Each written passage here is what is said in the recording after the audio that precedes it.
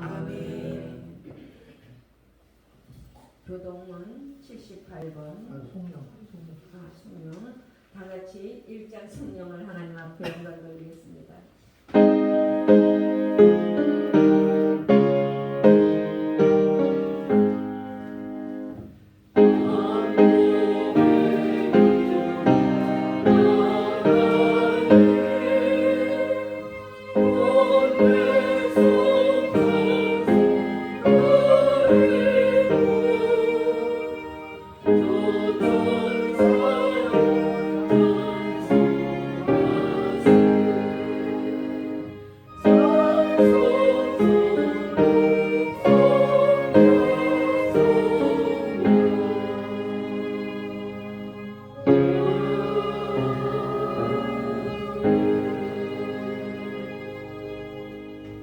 교동문 뒤에 78번 요한복음 14장 다 같이 교독하겠습니다.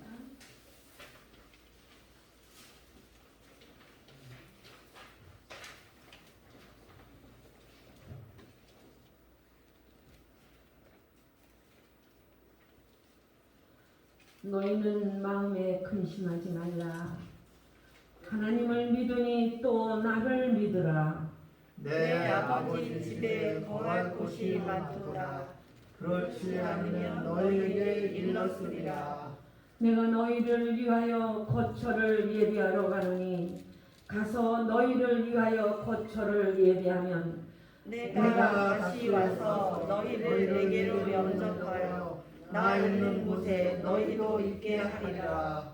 내가 어디로 가든지 그 길을 너희가 아느니라. 도마가 이르되 주여 주께서 어디로 가시는지 우리가 알지 못하거늘 그 길을 어찌 알겠사옵나이까.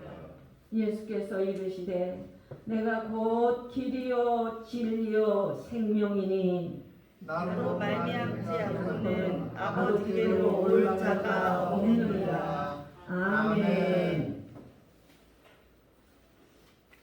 이 시간에는 참회의 기도 시간 다 같이 하나님 앞에 일주일 동안 기도하지 못하고 살고 여러 가지 얘기할 부분을 기도하겠습니다.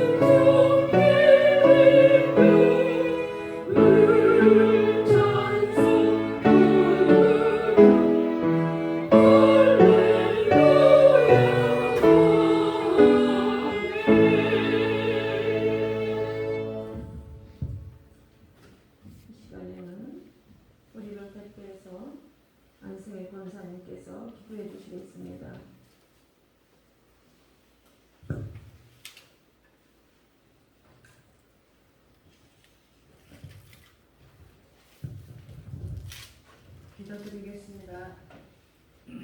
우리에게 푸르고 깨끗한 가을 하늘을 주시고 따스한 햇빛과 신선한 또한 가을바람을 허락하신 창조주 하나님께 감사드려옵나이다. 들녘에 익어가는 곡식들과 넉넉하고 풍요로움을 주시니 또한 감사합나이다. 우리의 삶이 늘 말씀을 가까이 하며 말씀을 소중히 여기는 삶이 되게 해주시옵소서. 사랑의 하나님, 거룩하고 복된 주일을 허락하시고 주님 앞에 예배자를 서게 하시니 참으로 감사드려옵나이다. 말씀을 증거하시는 우리 도목사님께 기도자로서 쓰임받게 하시며 오늘도 전하시는 말씀이 우리 삶에 깊이 뿌리내리는 생명의 말씀이 되게 해주시옵소서. 오늘도 주의 이름으로 주의 전을 섬기는 봉사자들을 기억하시며 생이 복되고 또한 아름답게 해주시옵소서.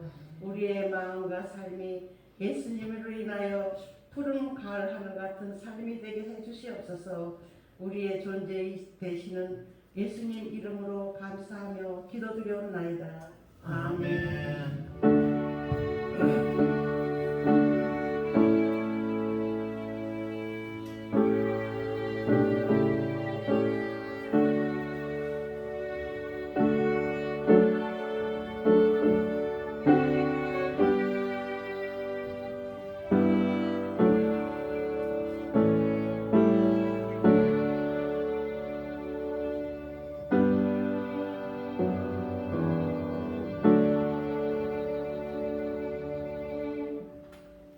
찬송가 315장 영감 돌리겠습니다.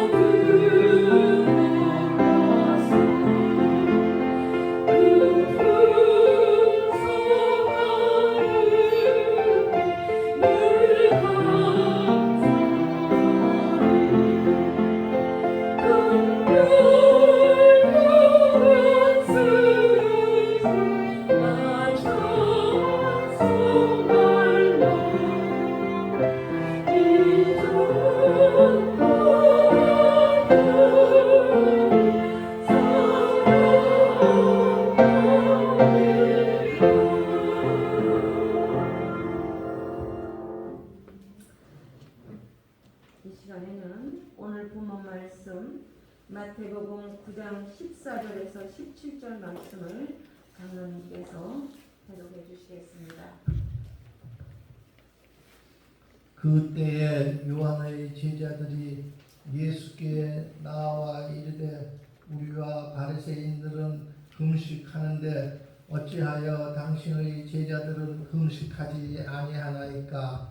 예수께서 그들에게 이르시되 혼인집 손님들이 신랑과 함께 있을 동안에 슬퍼할 수 있느냐?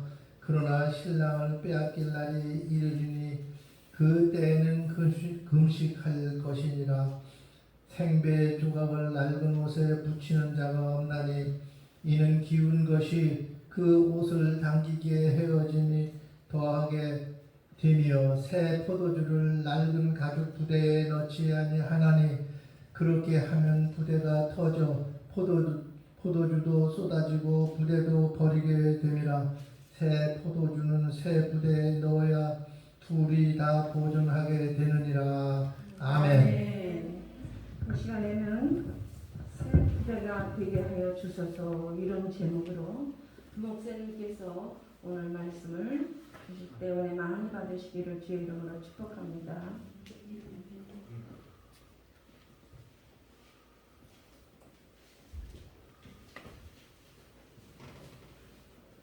할렐루야. 아멘. 반갑습니다.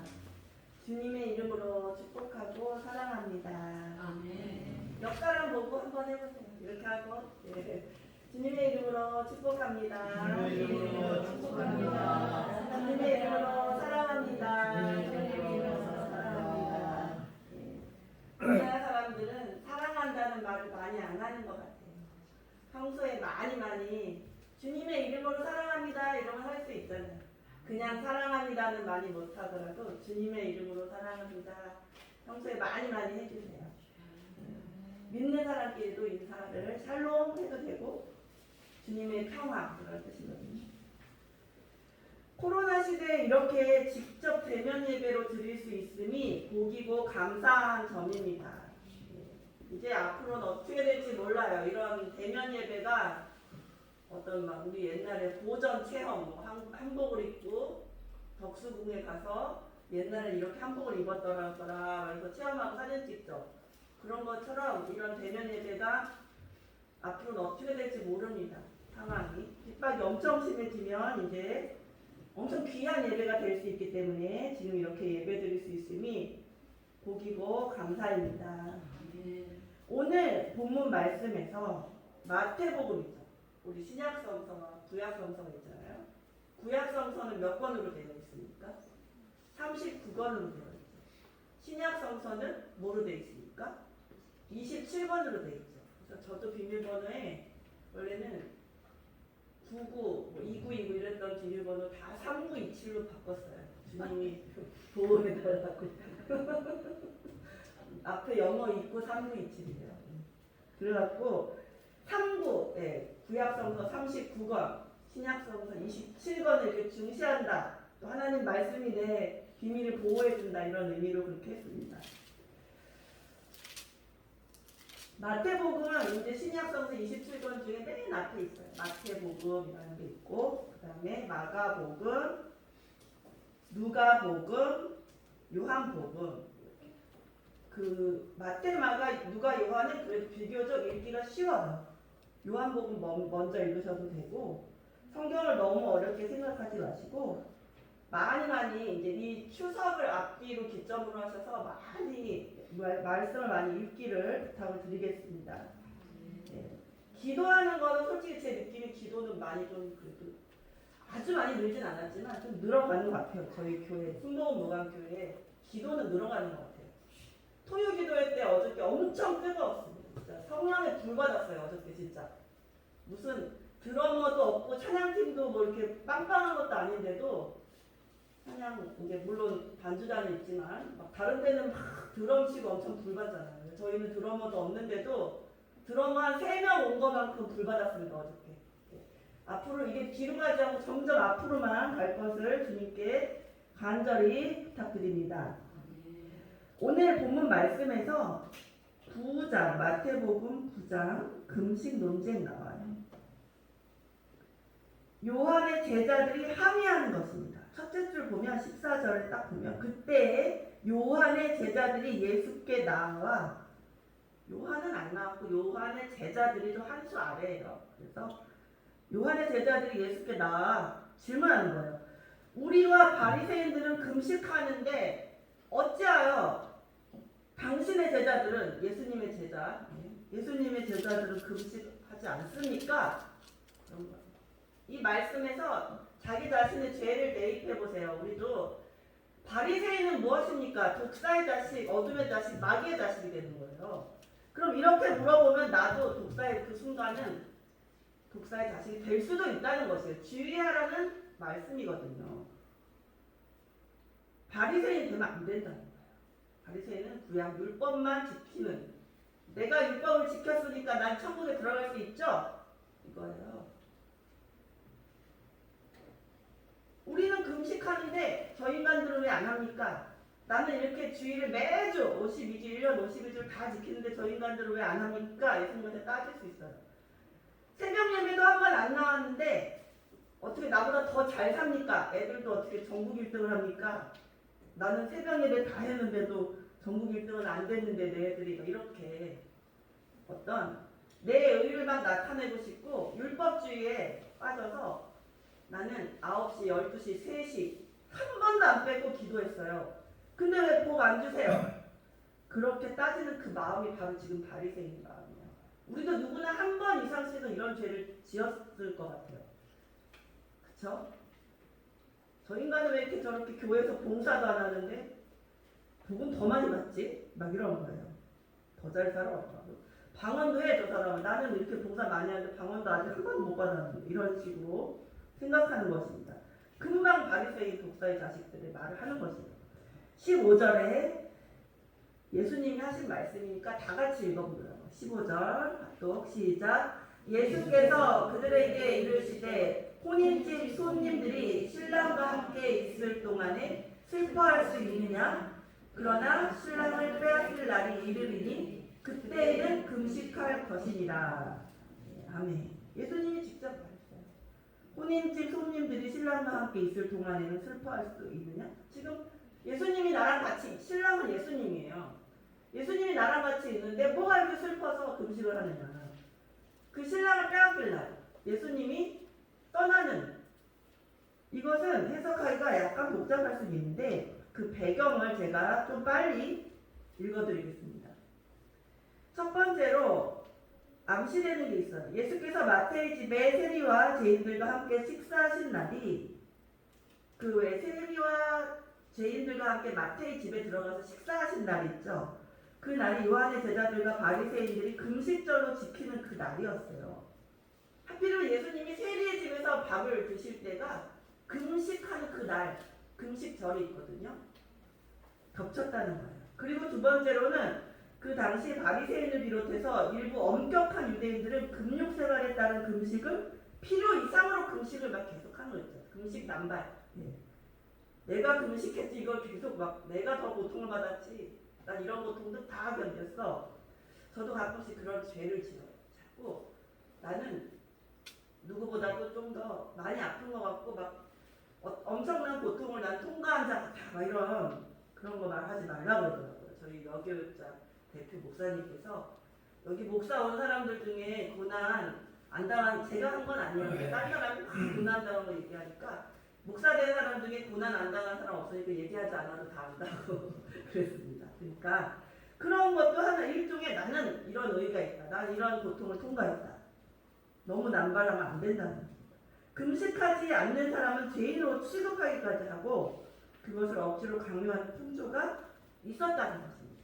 그런 상황에서 예수님이 15절에 대답을 하신 것입니다. 실제적으로 요구되었던 공식적인 금식일은 속죄일과 불임절 전날, 그리고 예루살렘 함락을 기념하는 그 앞달 그 9일까지 포함하여 모두 3일을 지나지 않았는데 딱 3일이면 됐는데 바리새인들은 형식적인 경건과 금욕을 과시하기 위해서 일주일에 2번씩 금식했어요. 무슨 요일인지 아십니까 혹시? 월요일하고 목요일 아무것도 먹지 않았어요. 정해서 너무 금식 남발. 한편 하지만 오늘날에도 이러한 바리새인들과 같은 부류의 성도들이 가끔 있습니다. 그들은 금식 생활이 신앙의 척도라도 되는 양 착각하여 자신의 실적을 자랑할 뿐만 아니라 이를 가지고 타인의 신앙을 함부로 평가하는 등 많은 오류와 잘못을 범하고 있는 수가 있다는 것입니다. 다 그런 건 아니지만 그럴 수 있다는 것입니다. 이러한 문제는 교회 생활을 하는 가운데 자주 등장하게 되는데 우리들은 금식뿐만 아니라 새벽기도, 구제, 봉사 등 여러 가지 일을 수행함에 있어서 형식적인 횟수나 양을 막 자기 의로 나타내려고 하는 그 마음, 인간이 연약하기 때문에 그럴 수 있지만 그걸 주의하라는 것입니다. 주의하라는 것이에요. 진실한 믿음과 마음이 더 중요합니다. 아무리 유도하지 않았더라도. 할렐루야. 아멘. 교회 다닌 지 15년이 넘었는데 왜 새벽 기도에 참석을 안 하니? 이런 말. 그죠? 어떤 사건에서는 어떤 장로님이 자기 딸이 교회 안 나온다고 막 때리다가 크게 다쳤다고 해요. 사망까지는 아니고. 너무 화가 나서. 내가 장로인데 내 딸이, 우리는 교회가 작으니까 그런 의의가 나타날 게 많지 않지만 큰 교회에서는 많은 자들이 나를 주목하고 있는데 내 딸이 교회 안 나온 게 너무 창피했던 거예요. 그 장로님이. 그러다 보니까 딸을 막 때린 거예요. 그러다 보니까 많이 다쳤다고. 뉴스 그 신문에서 제가 본 기사였습니다. 아니 왜 아직도 방언으로 기도도 못하니? 방언은 누구나 바람을 다 가. 이런 말들. 아니 저 집사님은 교회 다닌 지 30년이 넘었는데 어떻게 매주 늦어? 막 이런 거 있잖아요. 그런 것들이 자신의 의를 자랑하는 것이기 때문에 주님 보실 때 바리새인으로 비춰집니다. 그럼 그거 너무 위험하다는 것이에요. 악마의 자식들 될 수 있다는 것이에요. 그래서 주님께서 손수 알려주시는 것입니다. 지금 말은 제가 하고 있지만 예수님께서 알려주신 것입니다. 그 성경상으로 예수님께서 직접 이루셨다는 것입니다. 그들에게 직접 가르쳐 주신 말씀이라는 것은 잘 생각하시기 바랍니다. 예수님께서 금식에 대해 그릇된 잘못된 생각을 가지고 있는 요한의 제자들에게 올바른 교훈을 가르치시기 위해서 세 가지 비유를 했죠. 처음에는 지금 아까 15절 우리 합독했던 말씀. 혼인집 손님들과 신랑 그 비유. 혼인집 손님들이 신랑과 함께 있을 동안인데 왜 슬퍼하고 금식하는 것이에요. 그렇죠? 하지만 지금은 금식할 때입니다. 사실. 코로나 있죠. 자영업자들 많이 힘들죠. 또 세계적으로 경기가 안 좋죠. 또 뉴스를 볼 수가 없어요. 진짜 이번에는 옛날에도 그랬지만 몇 년 전에도 그랬지만 이제 진짜 뉴스를 어떻게 눈을 뜨고 볼 수가 없을 정도죠. 틀어놓을 수가 없어요. 그 뉴스를. 너무 이게 너무 충격이어가지고 기도할 뿐이지 막 계속 들을 수가 없더라고요. 신랑을 빼앗길 날이 이르리니 그때에는 금식할 것이라 했는데 사실은 지금은 금식 기도를 해야 될 시기예요. 너무 코로나만 해도 해야 되는 시기인데 각자 알아서 편한 날에 가끔이라도 해주시기를 바랍니다.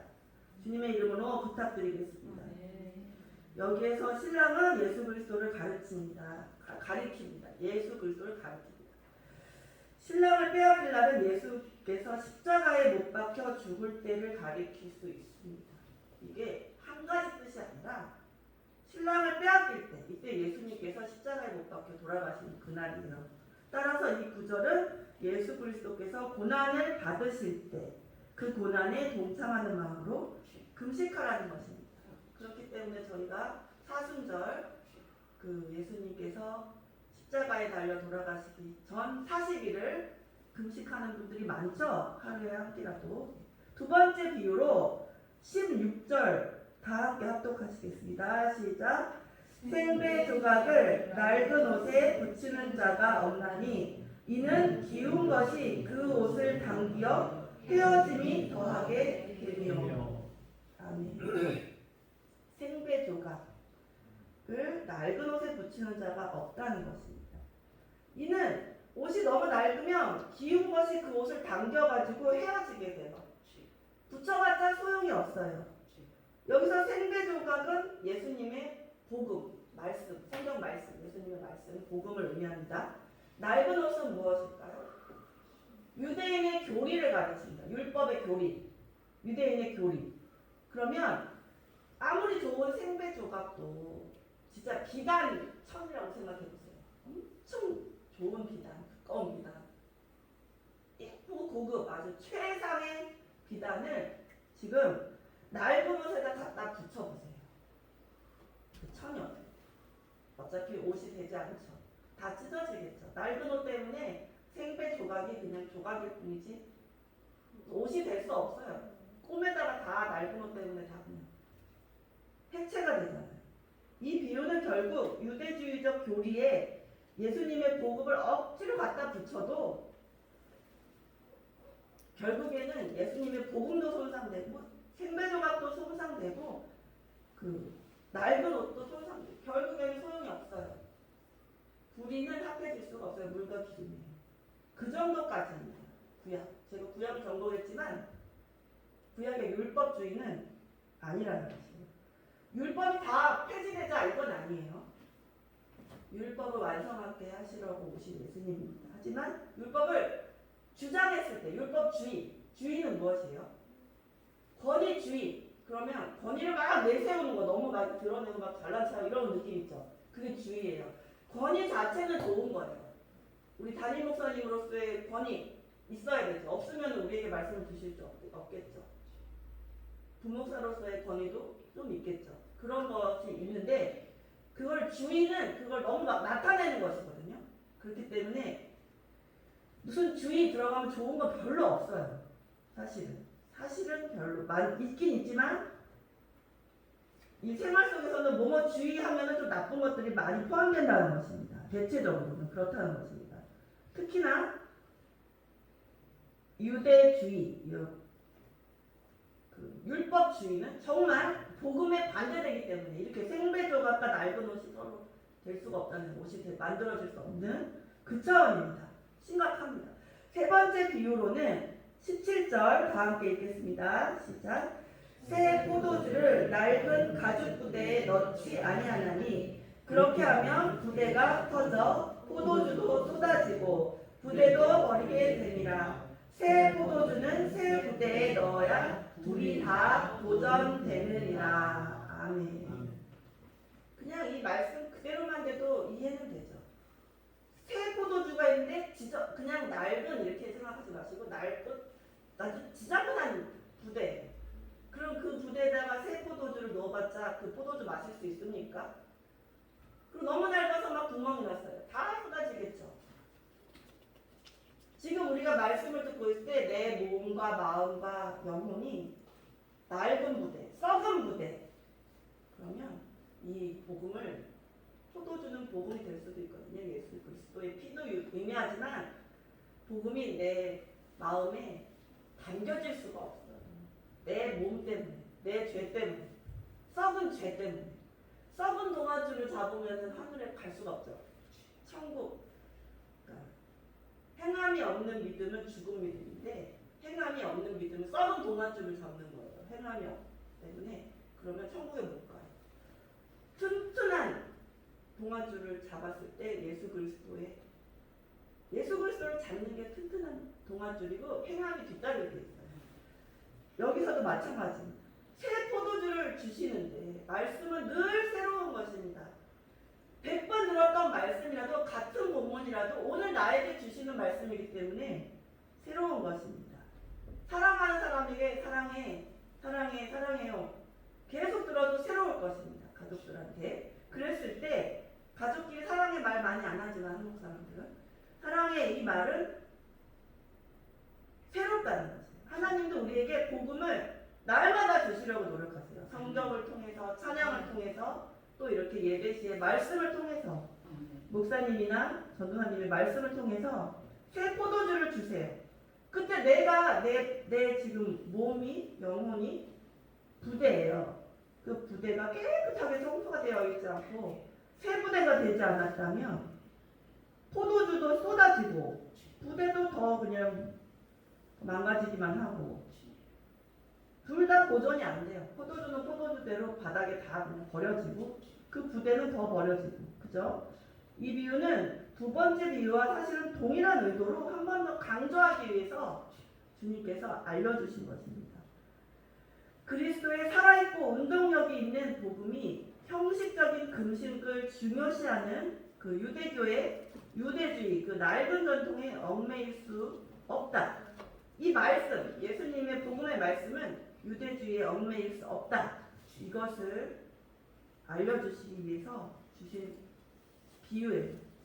하지만 이 비유의 여러 가지 의미를 성경 말씀은 한 가지 한 줄이 딱 있잖아요. 그러면은 그 의미가 여러 개가 있을 수 있습니다. 해석이 두세 가지가 더 될 수가 있다는 것이에요.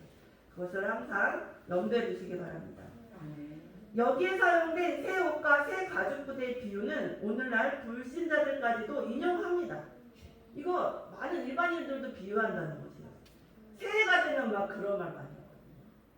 새 포도주를 담기 위해서 새 가죽 부대를 준비하자 하면서 막 집안 청소하고 그죠? 좋은 말씀 딱 액자에다 하고 어떤 마음을 새롭게 하고 이러잖아요. 새 옷과 새 가죽 부대의 비유는 합리성과 불합리성에 대한 명쾌한 논리를 제시해주고 있기 때문입니다. 한편 오늘날의 급진적인 신학자들이나 성도들 중에서 마치 유대인들이 그들의 전통에 따라 그리스도의 복음을 해석하려고 했던 것처럼 지나치게 자신의 현실이나 상황에 맞추어 성경을 해석하라는 사람들이 더러 있습니다. 그러니까 무슨 말씀을 보면 아 그렇구나 하고 내가 반성을 하는 것이 아니라 내 상황에 맞춰서 내 입맛에 맞는 말씀을 골라서 본다거나 어떤 말을 해도 다시 내 머릿속에 다시 해석해요. 나한테 맞는 말씀으로. 예수님께서 천국에 들어가는 것은 낙타가 바늘길을 들어가는 것보다 힘들다 했으면 그렇구나 열심히 해야지. 그렇게 힘든 거구나 이게 아니라 낙타가 바늘구멍에 들어가게 하면 바늘구멍은 크게 하면 되지 막 이렇게 왜곡해서 이거는 물론 웃긴 이야기 중에 하나지만 왜곡해서 말씀 받아들인다는 것이에요. 돈을 사랑하면 만악의 근원이다 했으면은 만악의 근원이야. 돈을 사랑하면 안 돼. 이렇게 하는 게 아니라 그래도 돈을 안 사랑하는 사람이 어디 있겠어. 이렇게 재해석을 자기가 나름대로 하는 건 잘못됐다는 것이에요. 그래서 성경을 보면 줄을 쳐놓는데 자기의 마음에 드는 거에는 줄을 막 쳐놓고 이 말씀 너무 찔리거나 마음에 들지 않는 말을 줄을 안 쳐요. 그랬을 때 주님 말씀을 제대로 받아들이기가 힘들다는 것이에요. 그래서 사람들이 또 이런 말을 해요. 줄 치지 않은 부분을 열심히 보라고. 자신이 줄 친 대로 여러 번 보지 말고 줄 치지 않은 부분을 보라고 해요. 아니면 아예 줄을 치지 말고 동일하게 보셔도 되고 아니면 다 줄을 치라고 해요. 다 하이라이트. 그죠? 다 중요하기 때문에 성경은 그렇게 독특합니다. 어떤 분들이 자기 좋아하는 구절만 밑줄 긋다. 그게 우리 교회만 그런 게 아니라 다 그래요. 그렇게 하지 마시고 밑줄 안 긋은 부분도 꼭 보시기 바라겠습니다. 현실이나 상황을 전적으로 배격하는 것은 또 그것도 힘들겠지만 그래도 그런 상황에 눌리지 않고 내 상황이 이렇다고 해서 성경을 삐딱하게 보지 마시기를 바랍니다. 억지로 풀다가 스스로 멸망에 이르느니라. 베드로후서 3장 16절에 억지로 풀다가 스스로 멸망에 이르는. 그냥 아예 나 성경 잘 몰라요. 이거보다 억지로 풀다가는 멸망에 이른다는 건 죽음에 이르는 것입니다. 경고한 사도 베드로의 말을 깊이 명심하여야겠습니다. 그러므로 말씀을 읽을 때 자신의 주장만을 내세우지 말고 예수님께서 뜻하시는 바대로 그 말씀을 받아들여야 합니다. 마무리하겠습니다. 오늘 말씀 마태복음 9장 말씀을 통해 성령 하나님께서 오늘 우리에게 이 시간 자신에게 주시는 말씀은 무엇이었습니까? 내가 세부대가 되어야겠다 하시면 저랑 포인트가 맞은 거고 다른 구절에서 마음에 와닿을 수도 있다는 것입니다. 금식이라도 해야 되겠다. 이거 이외에 여러 가지 말씀에 포인트가 있지 않겠습니까? 오늘 본문을 통해서 신앙생활을 할 때 어떻게 해야 된다는 것을 아시기를 바랍니다. 내가 이렇게 사는데 저 인간은 왜 안 그럴까? 나처럼 똑같이 해줬으면 좋겠는데 그런 마음이 유대주의로 가고 바리새인과 비슷해질 수 있다는 것을 우리가 늘 경각심을 가져야겠다는 것입니다. 나는 이렇게 일찍 일어나는데 이게 종교 생활이 아니더라도 나는 이렇게 일찍 일어나는데 저 인간은 왜 이렇게 늦게 일어나는 거야? 생활 태도가 둘러먹었어. 그렇더라도 그 사람을 위해 기도해줘야지 그 사람을 나한테다가만 맞추라고 하면 안 된다는 것이에요. 이 틀이 있는데 나는 동그란 틀에서 살고 있고 이 사람은 세모의 틀에서 살고 있고 어떤 사람은 네모예요. 주님 보실 때 우리는 그렇게 막 작은 존재잖아요. 빵을 굽는데 우리는 어떤 빵은 하트 모양이에요. 근데 자꾸 내 동그라미 틀로 들어오라고. 이 동그라미 틀로 들어오라고 옆에 건 다 깎아내. 근데 이 사람은 그렇게 태어났기 때문에 깎아지지가 않는 거예요. 그렇게 되기가 힘들다는 것입니다. 그리고 또 때가 이르러야 깎이는 것도 깎인다는 것이에요. 때가 이르지 않았는데 아무리 100번을 얘기해도 한 번의 기도만큼 효과가 없어요. 그래서 정말 그 사람이 바뀌길 원한다면, 정말 잘못된 거라면 기도를 해주시는 것이 가장 빠른 길이라는 것을 아버지, 우리가 하나님 아버지께서 깨닫게 해주신다는 것입니다. 제가 여기서 마치려는데 한 가지가 더 있어요. 그 포도원 품꾼 비유 아시죠? 거기서도 불평이 났죠. 하루에 일꾼을 어떤 포도원 주인이 구했어요. 그래서 9시부터 6시까지 일하면 한 데나리온을 준다고 했어요. 오늘로 말하면 7만 원을 준다고 했어요. 예를 들어서.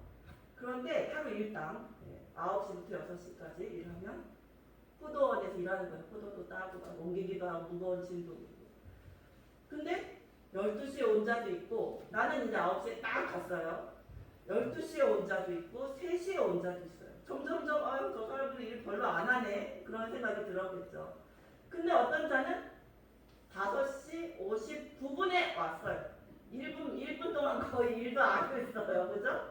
억울해. 그래서 9시부터 6시까지 나는 죽어라 이랬는데 땀이 삐질삐질 막 떼약볕에 막 정말 더운 헛헛증 나는 막 그때 전에 물 한 모금도 안 마시고 나는 그 주인한테 충성했는데 5시 59분에 왔네? 아유 저희가 뭐 별로 받지 10,000원이나 받으려나? 그랬는데 주실 때 똑같이 주신 거예요. 여기다 7만원, 7만원, 7만원, 7만원. 그 포도 주인이 예수님으로 이렇게 다시 해석될 수 있어요. 그럼 우리가 늦게 믿은 자를 지금 책망할 때가 아니에요. 그냥 나는 9시부터 7시, 6시까지 일했으면 7만원 받는, 구원 받는 게 그냥 감사합니다. 그죠? 5시에 온 자는 5시 59분에 왔어도 똑같아요. 주님이 보실 때. 그걸 내가 막 불평을 할 때 내가 사탄이 될 수 있고 내가 바리새인이 될 수 있다는 것을 염두에 두신다면 저희가 더 행복한 신앙생활을 할 수 있습니다. 항상 기뻐하라. 쉬지 말고 기도하라. 범사에 감사하라. 근데 범사에 감사하라고 그랬는데 거기서 감사가 안 됐죠. 5시 59분에 왔는데 왜 똑같이 7만 원 줘요? 그렇게 되는 인간이 연약해서 그럴 수 있겠지만 그러지 말라는 것입니다. 영적으로는. 생활 속에서는 잠깐 그럴 수 있지만 영적으로는 정말 영적인 게 더 중요하지 않습니까? 영적인 게 영원해요. 영적인 문제에 있어서만 정말 그런 불만 갖지 마시고 주님 나도 죄인인데 이렇게 써주시니 감사합니다. 저를 사용해 주시니 감사합니다. 그냥 아무 의미 없이 왔다가 가는 인생이 아니라 이렇게 예배자로 써주시고 예배위원으로 써주시고 무엇라도 하나 써주시니 감사합니다 하고 일을 열심히 한 뒤에 7만원 구원이라고 이제 비유했을 때 그쵸 해석했을 때 감사합니다. 그쵸 너무 감사하죠. 아예 포도는 그냥 아무도 없어도 되는데 다른 사람도 많아요. 그 이외에도 6시부터 6시까지 하겠다는 12시간을 일하겠다는 사람도 뽑으려면 뽑을 수 있는 주인의 입장이에요. 근데도 나를 뽑아주셔서 감사합니다 하는 범사에 감사가 그것입니다. 범사에 감사하는 우리 순복 목양교회 교인분들이 성도님들이 다 되실 것을 주님의 이름으로 축원드립니다. 하나님 아버지 시간 기도합니다. 제사함으로 말미암는 구원 그 죄를 사해 주시는 우리 주 예수 그리스도께 감사합니다. 우리를 향해 주신 그 사랑에 진정 고맙고 감사합니다. 하나님 아버지 우리가 내일을 알 수 없지만 오늘 하루에 감사하고 또 내일 어떤 만나를 주실지 모르지만 오늘 만나를 주심에 감사합니다. 오늘 일용할 양식을 주심에 감사합니다. 저희가 서로 용서함으로 주님께 용서를 받는 그리스도인 다 될 수 있도록 도와주시고 한 마음으로 기도할 수 있도록 도와주시기 바랍니다. 아버지 하나님 저희 이렇게 코로나 시대에도 직접 아버지 모여서 예배드리게 인도해 주신 그 은혜에 진정 놀랍고 고맙고 감사드립니다. 저희 각 가정마다 성령의 불이 일어나도록 인도해 주시고 각 교회마다 성령의 불이 아버지 임할 수 있도록 주님께서 아버지 하나님 임재하여 주실 것을 간절히 부탁드리며 이 모든 말씀 예수님 이름으로 기도했습니다. 아멘. 우리의 세상에서 낡고 찌들고 냄새나는 저희들 예수님의 보혈의 피 능력으로 새 포도주 주님을 상징하는 말씀이죠. 날마다 우리를 정결케 하여 악한 영들을 이겨가고 늘 새 포도주를 새 심령 우리 새로워진 심령에 날마다 은혜 충만하게 부어가시는 우리 모두 되기를 주의 이름으로 축복합니다. 아멘. 오늘 찬양 369장 영광 돌리겠습니다.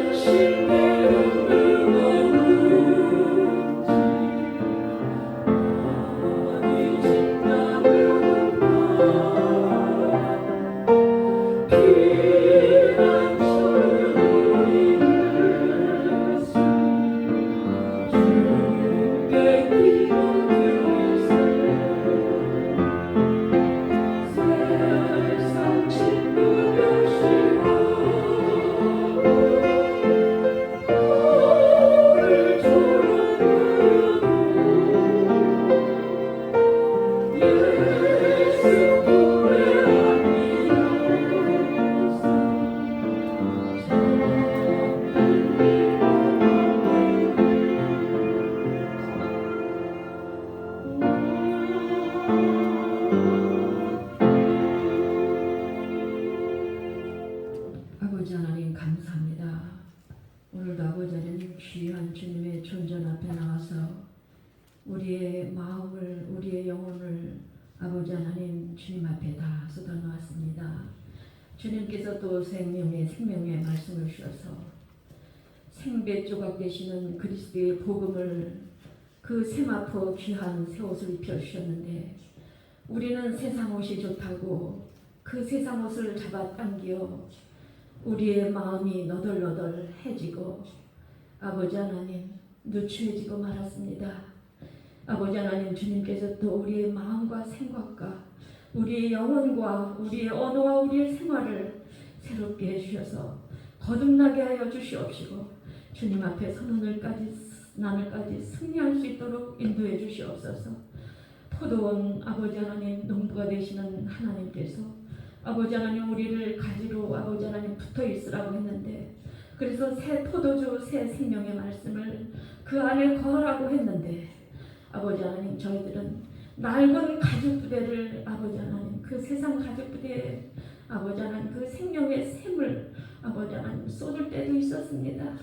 아버지 하나님 그 포도주가 아버지 하나님 쏟아지고 그 푸대도 버리게 돼서 아버지 하나님 우리가 주님 앞에 아버지 하나님 또 부끄러운 생활로 아버지 하나님 주님을 기쁘시게 못하고 한 주간도 그렇게 근심과 염려 중에 살았지만 하나님 우리를 다시 불쌍히 여겨주시옵시고 긍휼히 여겨주시옵시고 우리의 영혼을 살려주시옵시고 이 나라와 이 민족과 교회와 성도들의 가정들을 새롭게 하여 주시옵소서.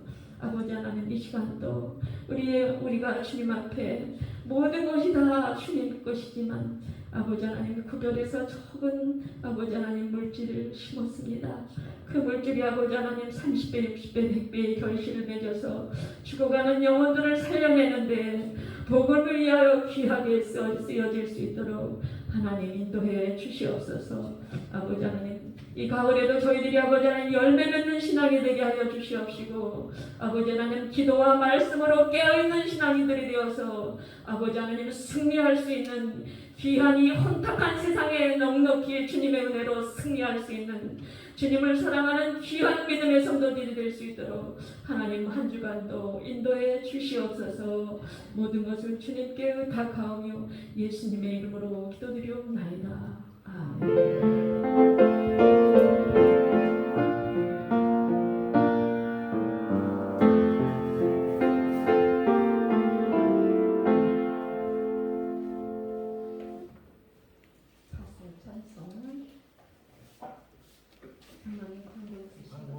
주보를 참조해 주세요.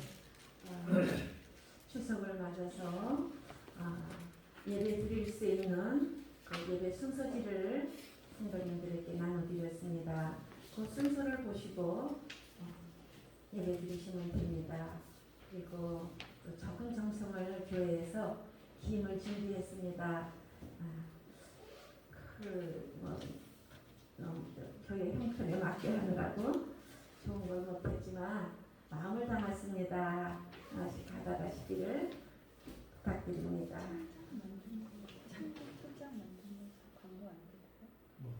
찬송가 505장 파송 찬송 3절만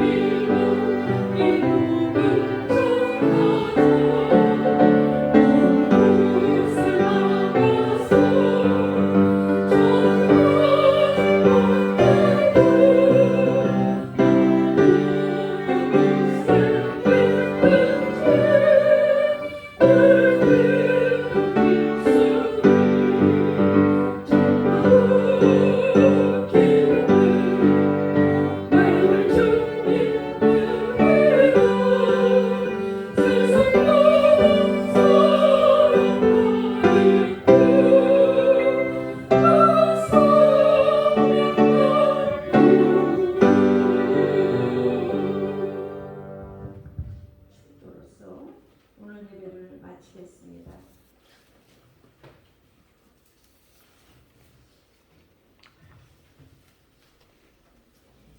지금은 우리 주 예수 그리스도의 무한하신 은혜와 하나님 아버지의 극진하신 사랑하심이 성령님의 내주 충만 교통하심이 오늘 주 앞에 나와 경배하고 돌아가는 우리 모든 개인의 영혼과 그 가정과 자녀와 사업에 영원토록 함께 하시옵기만을 간절히 축원하옵나이다.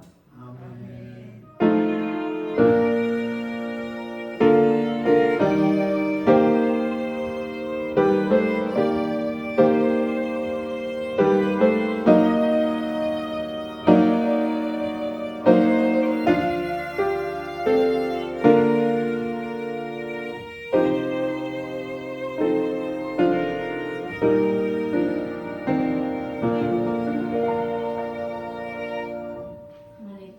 영광의 박수를 올리겠습니다.